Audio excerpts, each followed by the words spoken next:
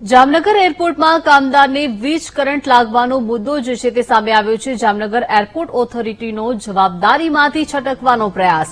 Airport director બીકે સિંઘે ઘટનાને લઈને બેજવાબદાર નિવેદન આપ્યું। કામદારના મોતનો કોઈ અફસોસ ના હોય તેમ હાથ અધ્ધર કર્યા। કામદારના મોતની કિંમત ક્યારે હોદ્દેદારો સમજશે?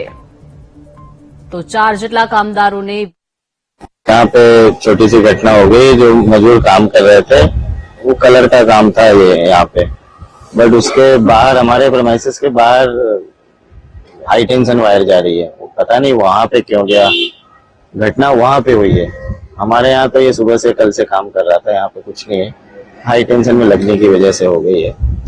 एक तो दिखा है कि जल गया बेचारा, और दूसरे जो चोट लगा है वो हॉस्पिटल में और वो खतरे से बाहर है। ये कॉन्ट्रैक्ट पे है, हमारे सिविल कॉन्ट्रैक्ट पे लेबर है, कलर का काम कर रहे थे गेट का।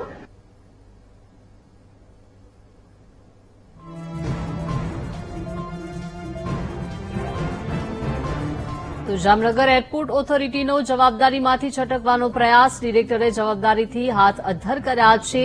કામદારના મૃત્યુની કિંમત હોદ્દેદારો ક્યારે સમજશે તેને લઈને પણ અનેક સવાલો થઈ રહ્યા છે। એરપોર્ટમાં કામદારો કામ કરી રહ્યા હતા તે દરમિયાન ગેટમાં અચાનક જ કરંટ લાગ્યો હતો।